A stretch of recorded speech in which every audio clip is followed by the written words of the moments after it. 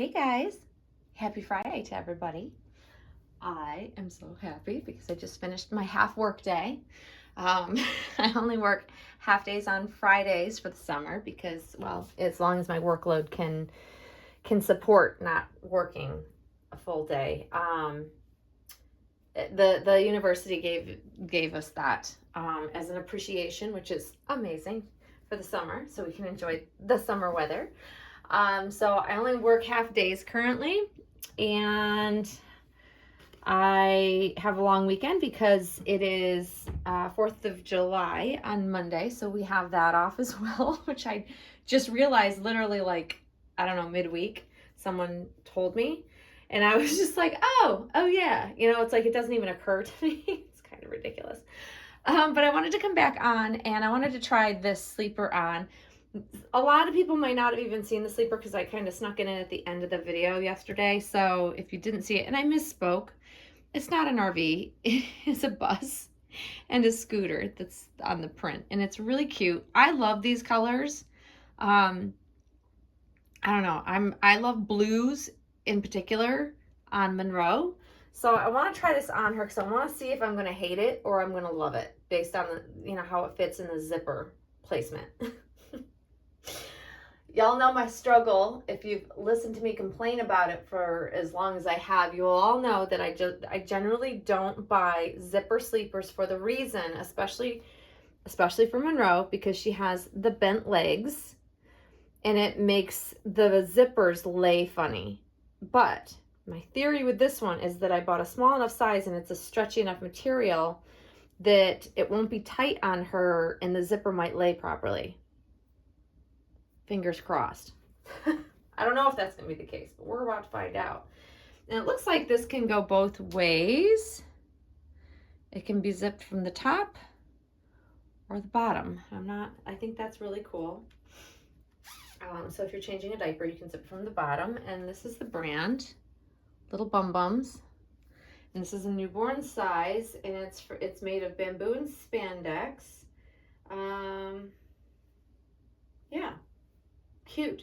So I'm going to try that on her, and I'm going to also chat while I do that. But first, before I get too far into this and forget, I should have plugged in the outlet, the outlet system yesterday when I still was videoing, because this is what it looks like when you set it up. And if you don't pair it with the sock, the monitor that's on the sock, it'll just stay illuminating like this. And I don't have a need to charge and pair the actual monitor because I don't want it to be placed on there and then it go off because there's no heartbeat. So, because it monitors oxygen, heartbeat, and all that. And I don't know what it would do, honestly, but I'm just going to leave it at this. I believe once it's paired, it'll go like blue or green for it being okay. Everything's set up, and it has different colors. And I think red is obviously for there's a problem and it makes noises. It also alerts your phone. So there's a lot of really cool features to this if you're using it for a living baby. However, I am not using it for a living baby, so I am going to leave it just as so. And I think it just adds that extra bit of realism when you come into my nursery.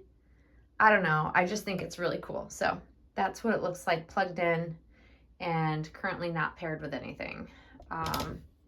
So yeah, wanted to quickly show you that. I should have done that on camera, but I was kind of fumbling through it in general yesterday. So let's face it, the struggle is real. And I'm not going to take her hat off yet because if this doesn't look right, I'm going to take it right back off of her because that's what I do. Is what it is. It's just me. I won't leave her in something I don't like on her. But if I love it on her, I'll take the hat off and yeah, leave her in this. But it is like 90 plus degrees here today. Super humid. I believe we're supposed to get some thunderstorms and it'll be around the mid 80s tomorrow and the rest of the weekend, which will be perfect weather for me. I love it hot. So topic. Are my tastes pricing me out of the doll hobby? Meaning, because I am such a picky collector, are the dolls that I like too expensive for what I can afford and pricing me out of the doll hobby, essentially, out of the market? And where I came up with this topic was actually based on a comment. Most of them are based on someone's comment, it was a really great comment, actually, about, I don't remember which video it was on, one of my previous videos, that someone had said that they're concerned about not being able to afford the level of artistry. I said that weird. The level of artistry in which you become accustomed to by years and years and years of experiencing many dolls and just slowly but surely having just a very fine taste and very specific taste for a certain level of realism, which means it's a certain level of artistry, which means you're only seeking out the best, most sought after artists, and therefore the most expensive dolls. Especially when we're talking about silicone. I mean, it can go both ways. I mean, prototype artists sell their the vinyl reborns for a lot of money. So you can spend more on a vinyl reborn than you might on some of the silicones currently that are out there. And that's something I hadn't thought about, but I sort of have. So to that person who had mentioned that, I was like, oh, that's a really good topic, because it is something notable and something to think about. And I have very picky, very specific taste in the dolls that I collect. And I won't buy a doll that's less than what I think that I will enjoy, nor should anybody. But I think it's easier for newer collectors to start off with the affordable dolls, because they don't have anything to compare them to. They haven't had years of desensitization happening, because you've just seen too many nicer, better quality. So, like, you know, looking at my first reborn, I was in awe of it. I wasn't like in love with it, but I was in awe of it because I had never seen a doll that was even at that level at that point in time. But over the years, I've collected some of the best dolls by the best artists, and it has created a bit of a monster in me, in a way that it takes a lot to impress me. I think that's a very true statement about how I view the dolls now. It just takes a lot to impress me, which is why it's so interesting to me that I'm still so in awe and in love with Monroe, because she's 4 years old, and I think that it gets harder and harder for me to be wowed by a doll enough to want to buy it, and that's hard. It's a bit of a concern, because, like, if I wanted to buy a new Claire Taylor full body silicone edition baby, I have to plan on being able to spend upwards of potentially towards $20,000. This is where the emoji with the face, with your hands on your face with your mouth wide open, like the kid from Home Alone, because I don't care how long you've been collecting, that amount of money to buy any doll, no matter how much money you have in your bank account, is still a lot of money for a doll. It's still a lot of money for artwork. Is it worth it? Absolutely. If you love the doll, if you love it enough, yeah, absolutely. I'm all for people spending whatever they want to spend on it. It's their money. But for me, it makes me go, I don't know if I would ever be able to spend that on a new doll. Whether I have the money or not, it's not even the point. It's that I just don't think I could justify it, no matter how much I love the doll. I don't know. Would I have spent that amount of money for Monroe? No, I don't think I would have. Even knowing as much as I love her and how much I love her, I don't think I could have ever spent that amount for her. I don't know. It's hard to say that now, because I didn't spend that amount on her, right? So it's easy for me to say that right now because I have her and I didn't spend anywhere close to what the current silicone edition dolls are by Claire. I guess that's a good way to say it. And always be careful zipping against your silicone so you don't catch it in the zipper, because that could happen. and that could cause a tear.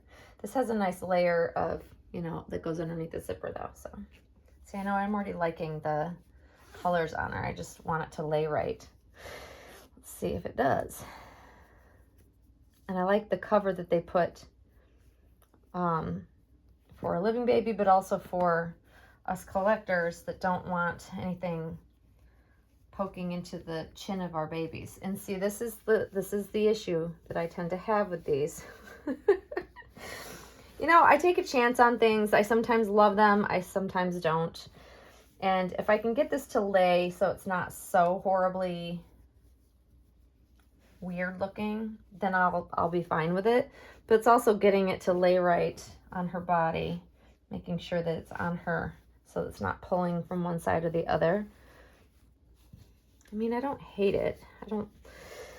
This is the issue we run into, is this. A straight-legged baby, it would be fine on. But I also don't care for straight-legged babies. I like curled-up babies because I like newborns. The dilemma. So the dilemma continues. But I don't hate it. I don't hate it on her. I love the color. Colors are great. But it just needs to be a little bit shorter. And I might be able to shrink it a little. I don't know.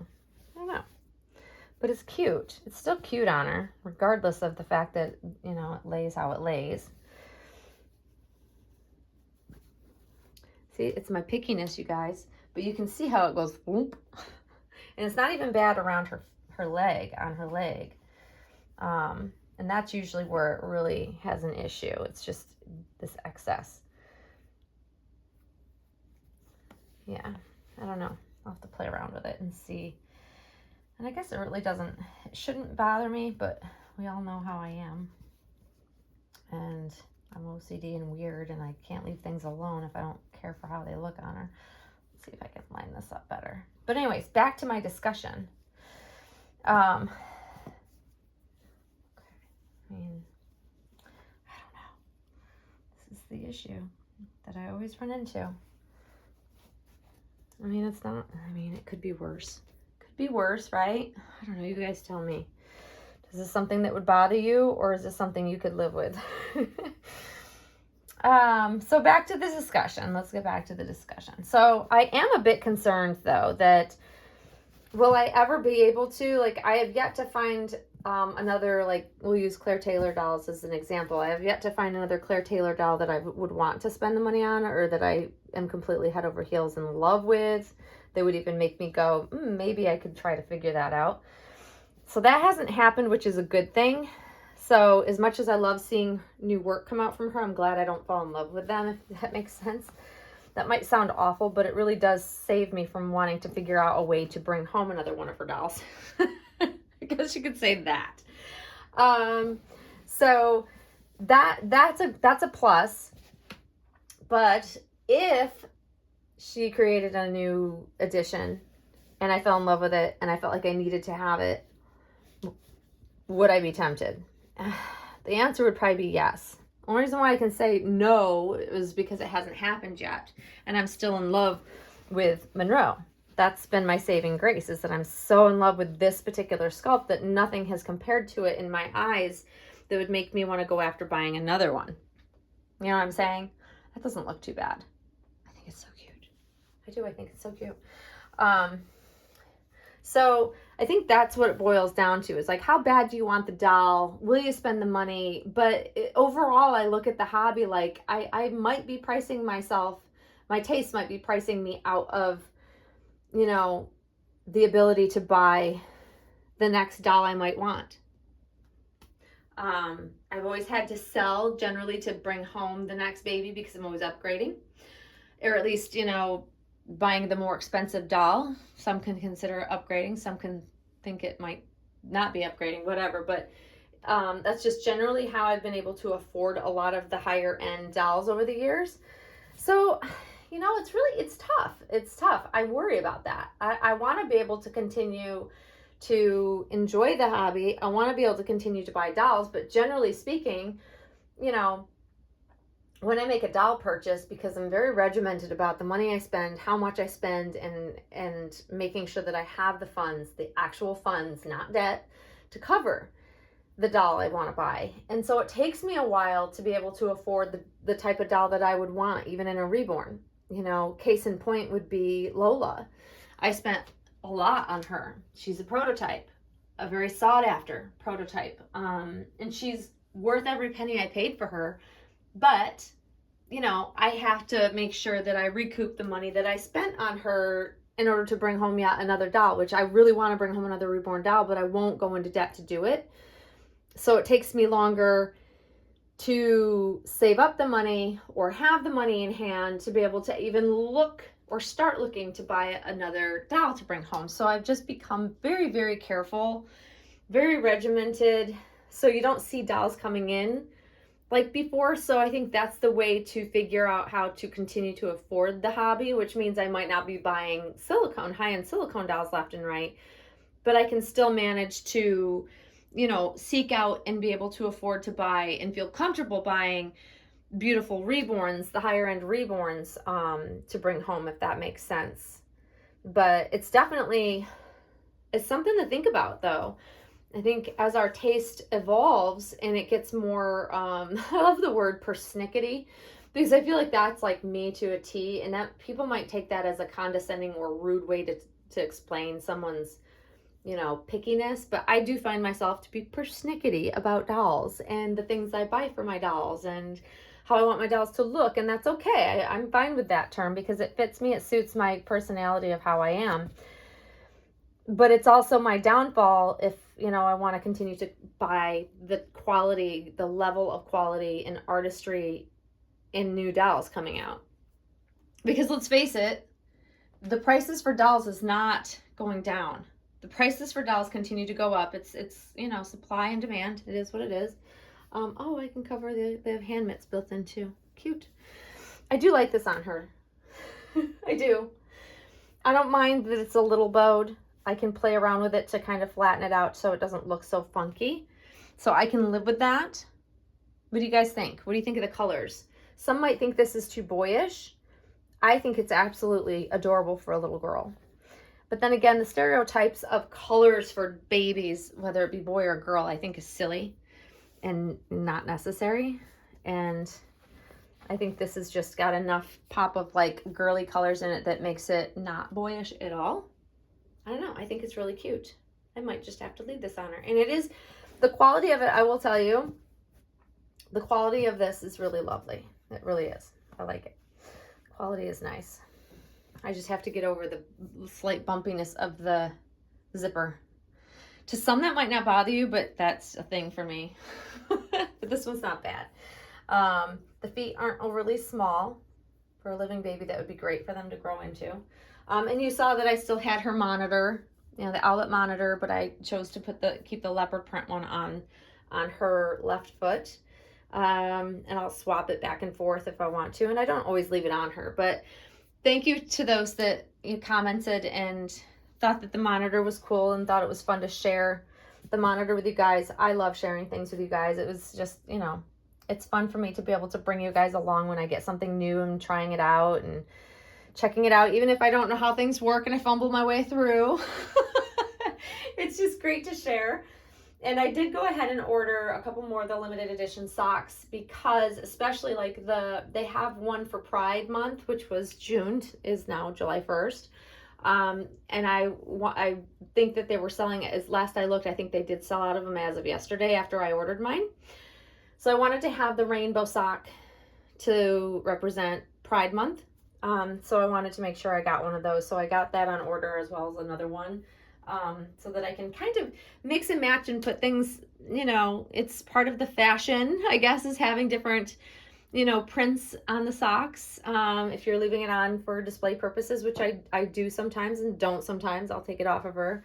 But yeah, it's just all fun. It's all part of, you know, that added layer of realism that makes it more fun for us collectors. So for me, who doesn't buy dolls regularly, I'm not bringing home new dolls left and right. You're not going to see tons of box openings, at least currently in my nursery.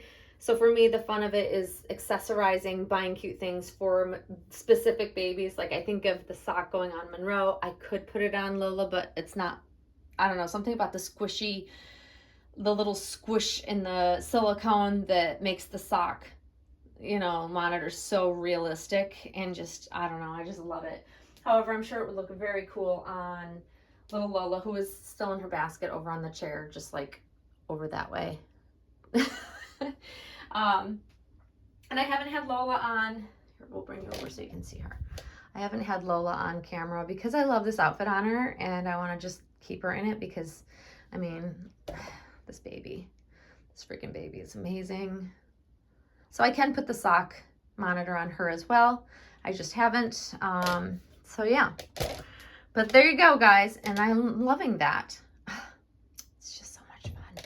I'm also enabling my friends to be buying these things. I'm naughty. If you want support to make your purchase or to bring something new home, I'm your girl. I will be the best enabler you've ever met. I have so much fun helping my friends shop, helping fellow collectors find things that they were looking for, and other collectors out there have done the same for me in the past. And I always like to pay it forward, like especially when you're seeking out something really, really special that you just can't get your hands on, and you have someone that pops up and helps you out. It's the best thing ever. It's just wonderful. It's what our community is about. So yeah, I'm a big enabler, but I think I'm gonna leave her in this. I think this is cute.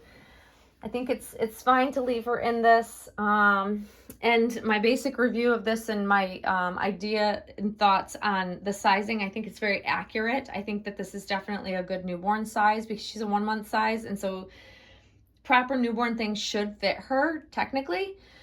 It's not tight, but it's not ginormous on her, so I'm pleasantly pleased with this, and I can live with the little bumps. But y'all let me know what your thoughts are on it. And I like it's got little polka dots on the bottom, and they do lots of bright, fun colors and patterns and stuff, so you should totally check them out. So anyways, there's Monroe, guys. I've rambled on. Hopefully you've enjoyed my thoughts, my topic. I hope everyone else out there has a long weekend like me. And if not, then hopefully it's a quick, swift working weekend for you. And hopefully you guys enjoyed seeing that setup and allowing me to bring you along on my ride of, you know, new fun things in the nursery. Anyways, guys, enjoy your weekend, and we will see you all very soon. Thanks for watching, guys. Bye-bye.